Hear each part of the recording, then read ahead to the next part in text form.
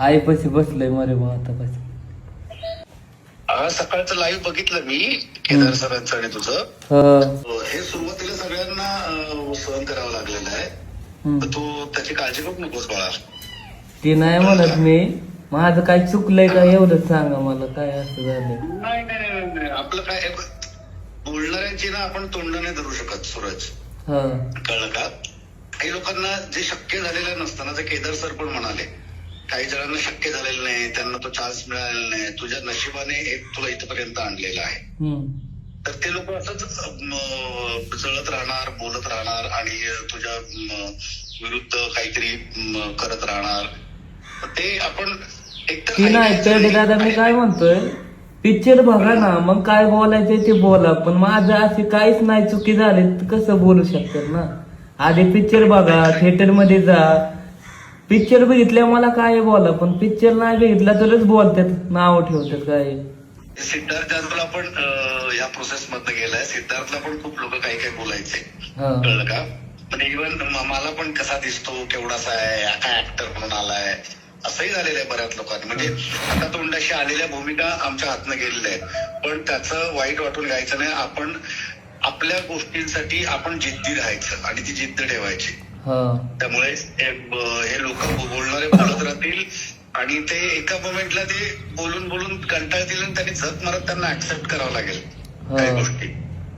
कदाचित येऊन ते लोक तर सांगतील की यार मित्रा सॉरी, आम्ही तुझ्याबद्दल खूप वाईट पद्धतीनं तुला ट्रोल केलं किंवा आणखीन युट्यूबला आणखीन काही काही गोष्टी तुझ्याबद्दल टाकत होतो, तर आमचं चुकलं, आम्हाला माफ कर. म्हणजे आम्ही असं नाही करायला पाहिजे. असं काही दिवसांनी हे माझे शब्द लिहून ठेव, काही दिवसांनी त्यांचे फोन येतील तुला.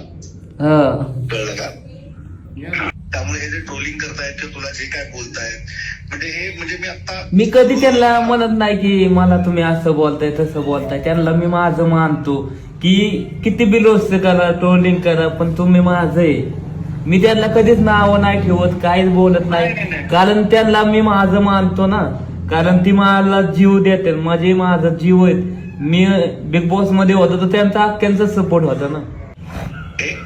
हे पहिलं काम आहे तुझं आता पहिलं. आणि सिरियसली एवढं सोपं नसतं. म्हणजे केदार सरांनी तुझ्याकडनं उत्तम काम करून घेतलेलं आहे. ज्या लोकांनी बघितलाय सिनेमा ते लोक खूप उत्तम त्याला रिॲक्शन देत आहेत, छान प्रतिक्रिया देत आहेत. मी सगळ्या रिॲक्शन, तुझ्या कमेंट्स पण वाचतोय.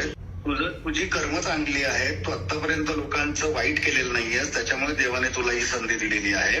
काही लोकांना हे बघवत नाहीये, कळलं का? पण आपण उत्तम काम केलंय. जे लोक तुला येऊन सांगतात, त्याच्या रिॲक्शन देत आहेत, त्या लोकांना नक्की आवडलेला आहे सिनेमा. नक्कीच म्हणजे मनापासून कळकळीने सांगेल, न बोलता कुठल्याही गोष्टीबद्दल तुम्ही बोलू नका. बघा, नाही आवडला तर बोला, नक्कीच बोला. त्यामुळे लोकांनी बघायला जाणं खूप गरजेचं आहे. आणि जातील ते काय केलंय ते तरी बघायला जाऊयात म्हणून बघायला जातील. बघ लोक काय केलंय या सूरज चव्हाणनं, बघूया तर म्हणून तर बघायला जातील नक्कीच.